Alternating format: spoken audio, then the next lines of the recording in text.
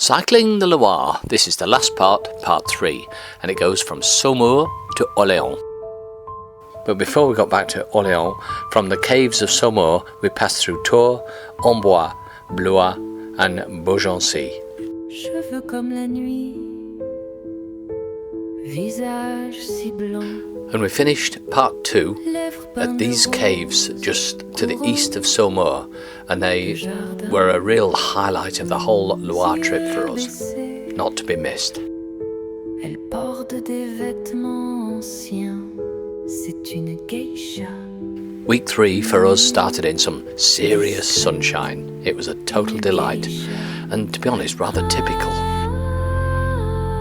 The exit from the caves led us up onto the plain where there were lots and lots of vineyards. Cue Lost in France music. But it wasn't long before we were brought back down to the land of troglodyte at the river's edge. And this was the rather plain chateau at Saumur.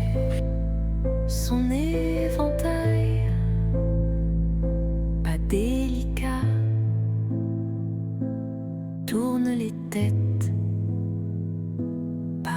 For continental riding in the sun, I do like to wear a white shirt with collar and long sleeves, just for personal protection and light airiness.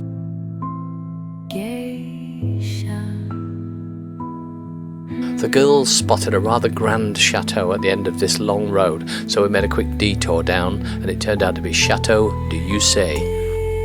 It was definitely worth the small detour, but again, best observed from the sky. I'm starting to understand why the peasants revolted.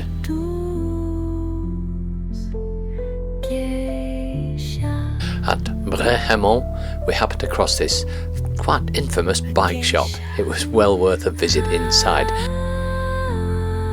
My dad's old moped was in there, a Moby-Matic, I think it was. Years ago we had that.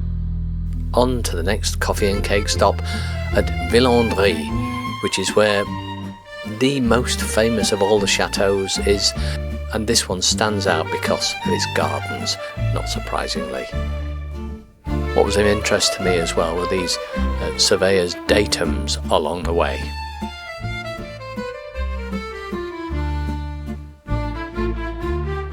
And this was a rather cute, though very French, Grand Moulin de Baleine, an old watermill.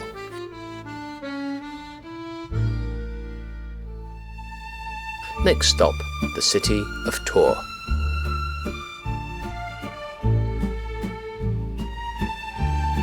We had a rest day in Tours, which turned out to be the right thing to do because it absolutely socked it down.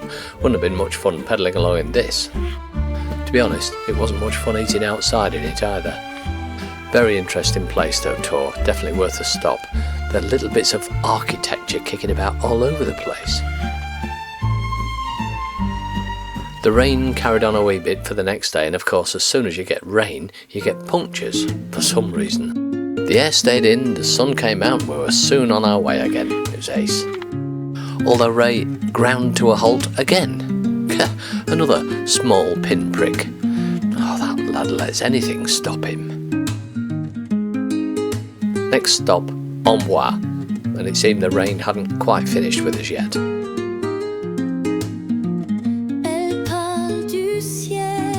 Amboise was very picturesque and somewhat rather typical of the Loire little villages. Of course, has to have a chateau with gardens and a wall and a bridge.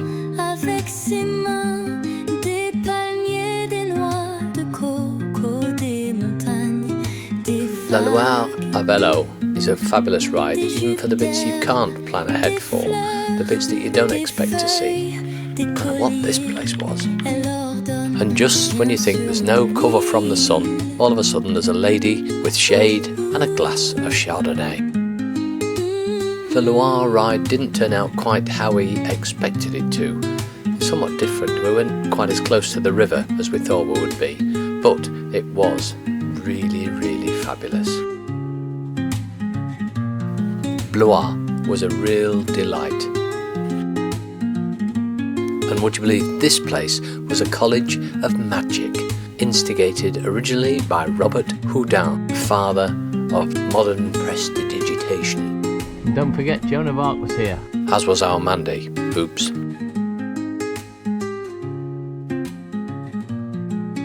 And always, but always, there's a multi-arch bridge across the big wide river. I should really tell you that I've included links in the description to weeks 1 and 2 of this adventure.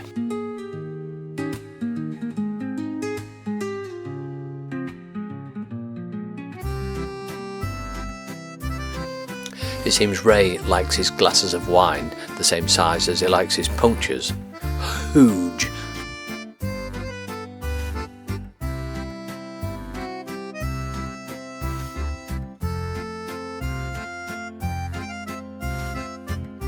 We stayed for a night in Beaugency, and it was lovely, as they all were.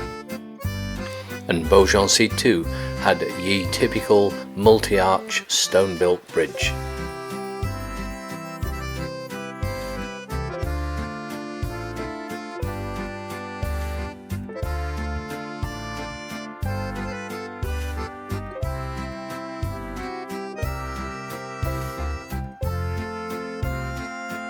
A last pedal east along the top of the flood bank before we approach the outskirts of Orléans once more.